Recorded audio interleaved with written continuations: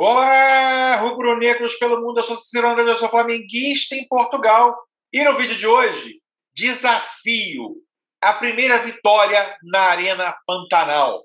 E Renato Augusto cada vez mais próximo do Mengão. Roda a vinheta. Flamengo! Se você chegou agora nesse vídeo, curta, compartilhe, divida com seus amigos. Não deixe, por favor, de se inscrever no canal e acionar o sininho para receber notificações sobre os vídeos diários que fazemos sobre o Mengão, suas repercussões aqui no Portugal e sobre o futebol português. Vamos lá, pessoal. Falando primeiro sobre Renato Augusto, hoje termina a possibilidade do Beijing, do Pequim, né, clube de Renato Augusto, de estender o seu contrato por mais 2 anos. O que significa, indiretamente, que a partir de hoje, Renato Augusto pode assinar com um contrato com qualquer clube que ele quiser para que ele comece a atuar por esse clube a partir do dia 1º de janeiro de 2022. Né? Por quê? Porque a lei da FIFA diz que nos 6 últimos meses de contrato, o jogador já pode negociar com outro clube e já pode se oferecer para uma outra entidade que ele queira jogar. Então, a verdade é, se até o final do dia de hoje o Beijing não depositar ali, não acionar a renovação automática do contrato de Renato Augusto, ele estará livre do mercado. Terá que cumprir ainda 6 meses de contrato, né? Porém, em janeiro ele está livre para ir para qualquer clube do mundo que ele quiser. Então, é um dia importante na situação do Renato Augusto. Por quê? Porque ele está 5 meses longe do clube, né? Enfim, em função da Covid, em função dos números do Brasil na Covid, está sendo proibido qualquer brasileiro de entrar em território chinês, então ele está afastado do time, né, há mais de 6 meses. Né? Ele e outros brasileiros que atuam na China estão na mesma situação. Ele ainda tem esses 6 meses de contrato, porém, ele está há 5 meses sem receber do seu clube. Né? Teoricamente, ele poderia, inclusive, entrar na FIFA e pedir aí a liberação do seu contrato em função desses 5 meses. Então, o que eu acredito que possa acontecer a partir do dia de amanhã? Né? Acredito que os representantes do Renato Augusto podem, primeiro, cobrar os 5 meses atrasados e pedir a liberação. Ou ainda, né, vendo que não vão receber, pedir a liberação imediata do jogador, porque ele não recebe há 5 meses, porque ele não vai, já deve comunicar que não vai continuar na China, e para que ele continue a sua carreira em outro clube de qualquer parte do mundo a partir disso. Né? Eu acredito que um acordo que possa ser feito é o Renato Augusto abrir mão desses 5 meses de salário, abrindo mão desses 5 meses de salário pela liberdade automática agora e, de certa forma, pode assinar um contrato com o Flamengo e pode vir a jogar no Flamengo.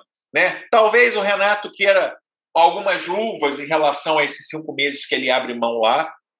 Isso pode acontecer, mas eu prevejo que, de certa forma, ele possa estar de fato livre no mercado, conseguindo se liberar do compromisso lá na China e, pelo que dizem, ele tem muita vontade de encerrar a carreira ou de continuar a sua carreira no Flamengo.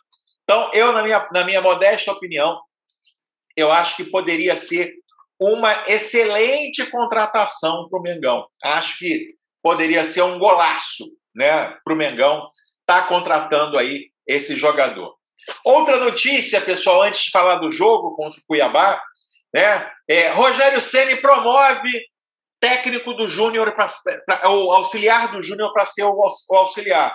Né? O Marcelo Torres, né, técnico do Sub-20, o auxiliar técnico do Sub-20, foi convidado para o Rogério Ceni para passar a ser o seu auxiliar direto, ou mais um auxiliar direto dos trabalhos do dia a dia do Flamengo. Né? Ele já tem como auxiliar o Nelson Simões Júnior, o Charles Huber, que é o francês, traria mais aí um auxiliar para trabalhar com ele, já trouxe, inclusive, né? Deixou lá o Mauricinho sem o seu auxiliar, trouxe ele para o principal, que é uma excelente promoção para o Marcelo Torres, né?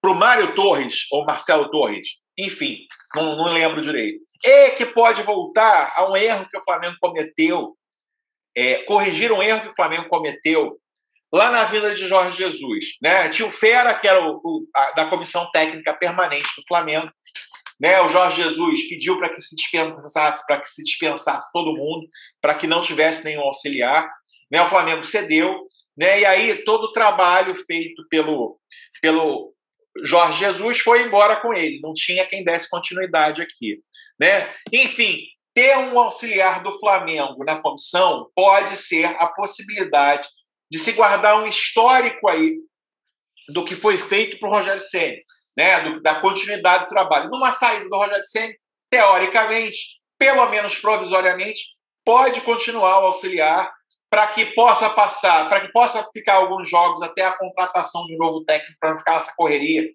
se contratar um técnico de qualquer maneira. Pode-se também usar esse auxiliar para passar tudo que tinha acontecido para esse novo técnico. Eu acho que prejudicaram muito os trabalhos de tanto o Domi como o Rogério Ceni, de não ter aí um elo para que pudesse ser passado tudo que aconteceu na melhor fase do Flamengo. Então, assim, esse movimento do Rogério Ceni é bom para ele, é bom para o rapaz, e pode ser muito bom para o clube também, né? Enfim, para o Flamengo ter aí, numa possível saída do Rogério Ceni no futuro, nenhum técnico fica para sempre, né? Todo o trabalho que foi feito, todo o trabalho que ganhador de 4 títulos, ele não é perdido, né? Ele consegue ali, de certa forma, atuar durante um tempo até a busca de um novo técnico, né? O Flamengo, um dia, o Rogério Ceni tem que fazer, saindo do Flamengo, essa escolha tem que ser muito bem feita, tem que ser uma escolha muito criteriosa, não pode ser feita de qualquer maneira, e, teoricamente, o Torres, aí, o auxiliar, pode ser uma participante da comissão técnica permanente do Flamengo e pode dar continuidade ao trabalho que vem sendo realizado com sucesso nos últimos tempos, né? Flamengo e Cuiabá, pessoal, vamos lá, né? Primeira coisa que é muito ruim nesse jogo, né? Além da gente não ter os jogadores titulares, de novo, estamos sendo extremamente prejudicados por essa nefasta Copa América, que tiram 5 jogadores do Flamengo, né? Enfim, o time tem 11, né? Dos 11, 5 já não estão ali. Então, assim, é uma situação muito complicada, né? Enfim, da gente estar atuando esses jogos todos sem os nossos jogadores, tirando aí, né, o jogo na piscina, que foi o último jogo, enfim, tirando o Pedro, que voltou da seleção olímpica com Covid. O Flamengo realmente tem sido aí esculachado pela CBF, de certa forma, né? Não sei como é que ficou hoje, não vi movimentação na imprensa, se convocaram outro jogador para o lugar do Pedro, não sei se o Pedro não vai para as Olimpíadas de fato, né? Mas, enfim, uma outra coisa ruim é a escrita em relação à Arena Pantanal. O Flamengo, desde a sua inauguração em 2014, jogou 4 vezes lá, nunca marcou um gol sequer na Arena Pantanal, né? Enfim, perdeu do Goiás de 1-0 em 2014, perdeu do Vasco de 1-0 em 2015, empatou com o Santos de 0-0 em 2016 e tomou uma goleada do Fluminense em 2018 por 4-0. Então, assim, a gente tem tido dificuldades aí em vencer os tabus, né? Enfim, falamos muito aí que há muitos anos não se vencia no Alfredo Jaconi, perdemos o jogo. Eu espero que esse tabu seja vencido pelo Flamengo. Vamos falar um pouquinho do Cuiabá também, pessoal. Campanha do Cuiabá. Cuiabá é um time que também foi prejudicado, de certa forma, na Copa América. Por quê? Porque está com jogos adiados, como o Flamengo também tem jogos adiados em função das convocações, né? E não fez os 7 jogos que todo mundo fez. Então é um time que tem 5 jogos também. O jogo em casa contra o Grêmio foi adiado e o jogo em casa contra o Atlético Goianiense foi adiado. Por quê?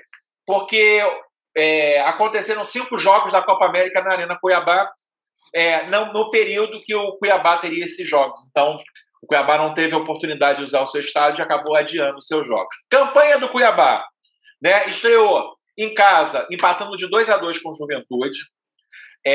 Fora de casa, perdeu de 1-0 no Maracanã, perdeu de 1-0 com o Fluminense.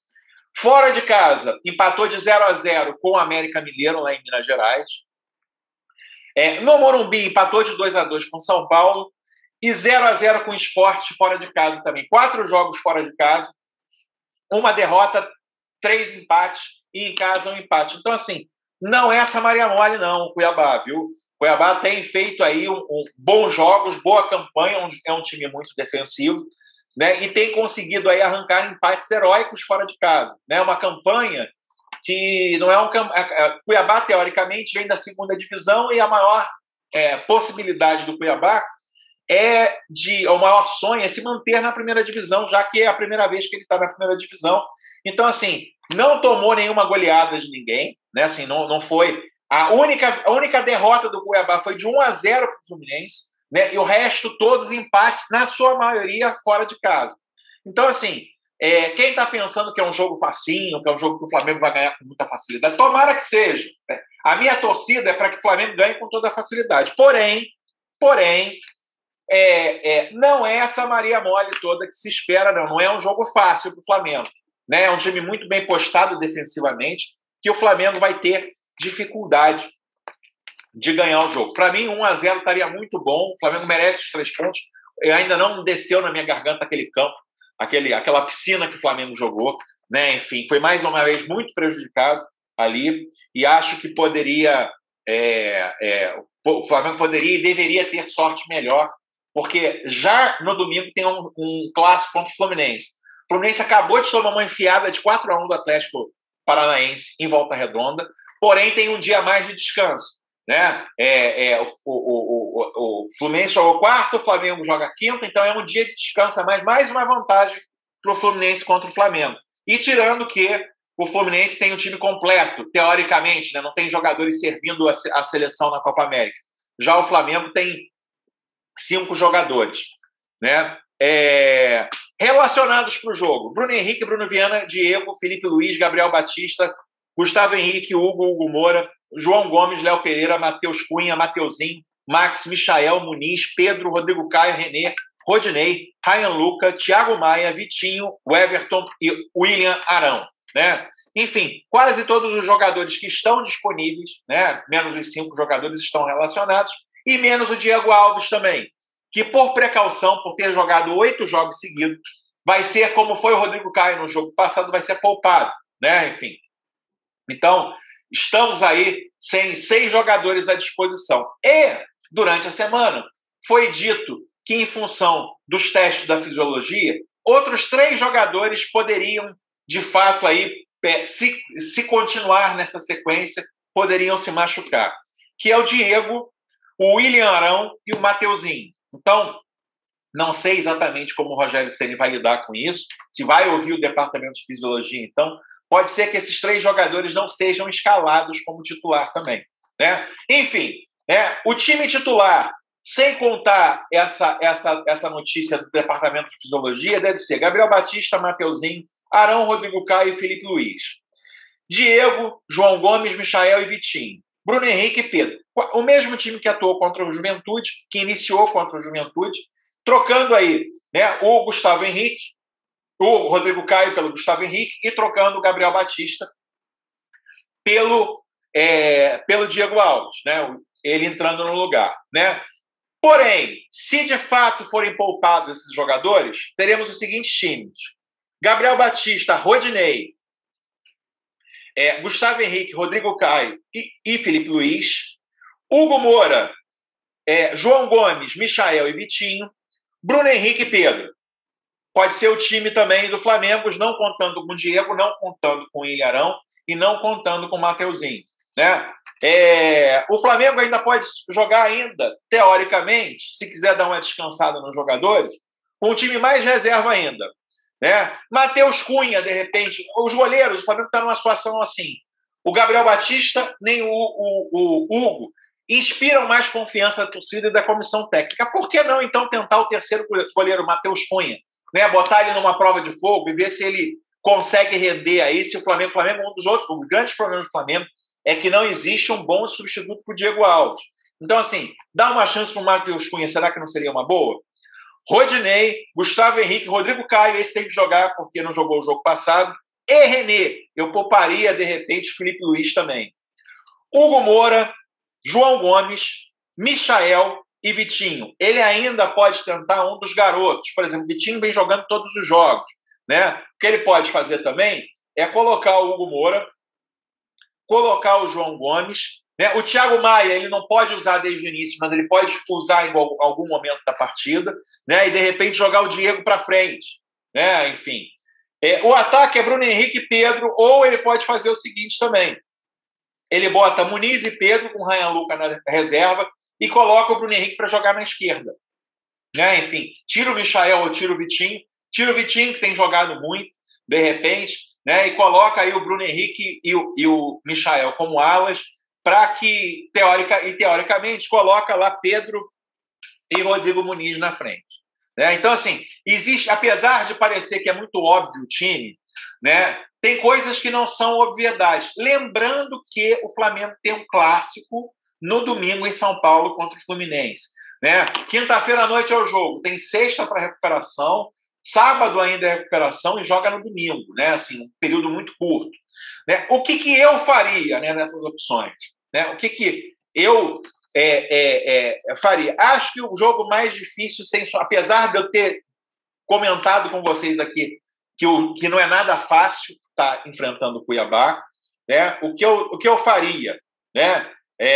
Mateuzinho, se for verdade mesmo, eu pouparia os jogadores, sim, né? Então, assim, se for verdade a questão do departamento de fisiologia de ter falado desses jogos, eu colocaria Matheus Cunha no gol, né? Testaria um goleiro, Rodinei, Gustavo Henrique, Rodrigo Caio e René. Eu pouparia o Felipe Luiz também.